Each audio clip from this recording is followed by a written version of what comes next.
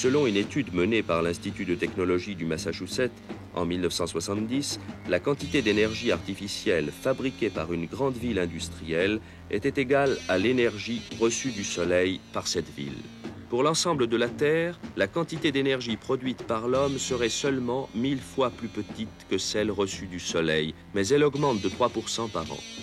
Enfin, il est probable que la mise en valeur des terres incultes, le défrichement, l'urbanisation ont aussi une incidence sur le climat, ne serait-ce que parce qu'ils modifient le pouvoir réfléchissant de grandes étendues de terrain.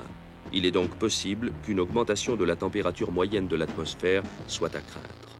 S'il y avait un réchauffement, ce réchauffement actuel, enfin le réchauffement que l'on pourrait envisager serait un réchauffement très faible. Ce serait soit un réchauffement d'origine naturelle, ce serait aussi de l'ordre de quelques dixièmes de degré, soit un réchauffement artificiel provoqué par les activités humaines, ce serait du même ordre de grandeur. Mettons que l'on aille jusqu'à 1 degré, les conséquences seraient à peine perceptibles. Mais supposons qu'un réchauffement de 3 à 5 degrés se produise. Que se passerait-il alors? C'est difficile à prévoir, objectivement. Enfin, supposons qu'un tel réchauffement se produise.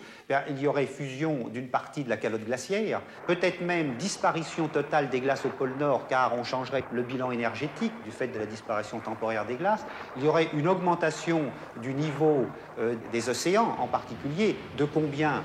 Là, je ne peux pas faire le calcul de tête comme ça, mais il est probable que les terres basses, les rivages des océans seraient recouverts par les eaux. Influence de l'activité humaine sur le climat, réchauffement ou refroidissement de la Terre, bien des hypothèses contradictoires ont été avancées et l'opinion publique s'interroge. Moi, je crois une chose, que depuis, il y a tout ce qui vole en l'air, qui l'ont un peu détraqué un peu le temps. Oh, je ne sais pas s'il n'y a pas quelque chose de là-haut qui nous a un petit peu chamboulé. Depuis, je crois qu'on a fait des expériences dans le Cosmos, là, je crois qu'il y a quelque chose de dérangé. Ou bien alors il y a un cycle long que nous n'avons pas connu l'avant-cycle de maintenant. Tout le monde vous dira que c'est un peu la bombe atomique, mais enfin, moi, j'y crois pas. C'est un peu, peut-être, d'une façon générale, la Terre qui se réchauffe ou qui se refroidit.